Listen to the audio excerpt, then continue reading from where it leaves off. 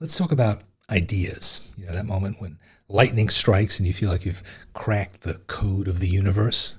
Well, here's a thought that's perhaps going to change your perspective. That idea isn't you, and it might not even be yours. Let me explain. There's an amazing book by Liz Gilbert called Big Magic, and in it she says that she believes that ideas are just floating around in the ether. They're just waiting for someone to pluck them out of the air. And if that someone doesn't actually use that idea, well, then the idea just starts to drift off to somebody else. I don't know if that's true or not, but one thing is for certain, our ideas have a life of their own. Just think about it. How your ideas grow, how people receive it, whether it succeeds or fails, it's not really up to you. There's so many factors at play. It's a total crapshoot. The way materials behave, the way happy accidents occur in the creative process, the fickle nature of public opinion, not to mention the countless other things that are happening in the world. All of those things shape the journey that your idea takes independently of you. So what does it mean for you, the idea haver? Well, it's simple. You have to collaborate with your idea, but you don't have to marry it. Think of it as an interesting roommate, not a conjoined twin. Now, I've been in the idea business for a long time, and every book that I write gets reviewed by hundreds of strangers on Amazon. And every essay and every video and every podcast that I make has a comment section where people can and do share their thoughts. And most of them are nice. And some are, let's say, constructively critical.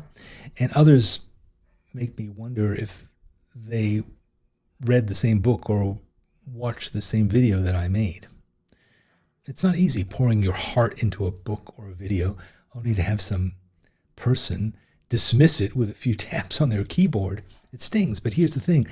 That's the price of admission for sharing your work.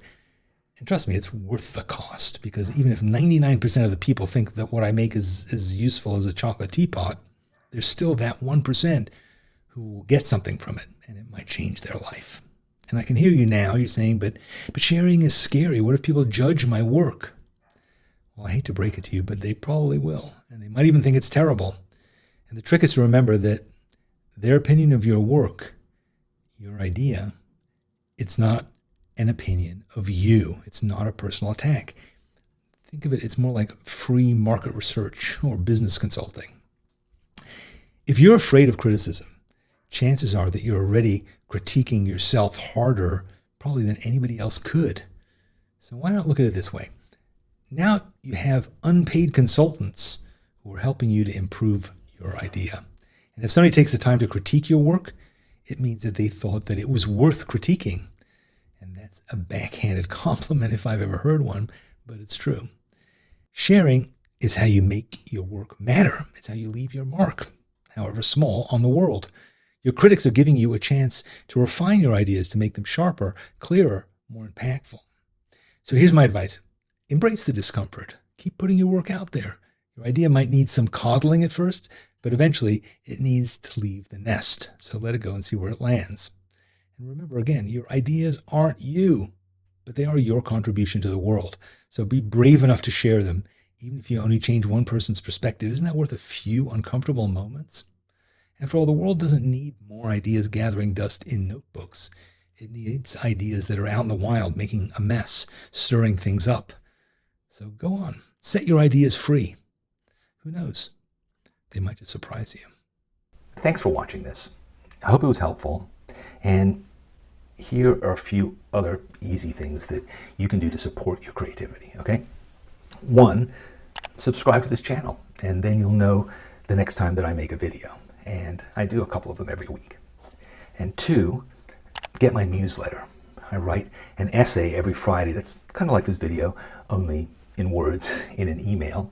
And people seem to like getting it, maybe because it's free. And 3, watch another video. Thanks very much. See you later.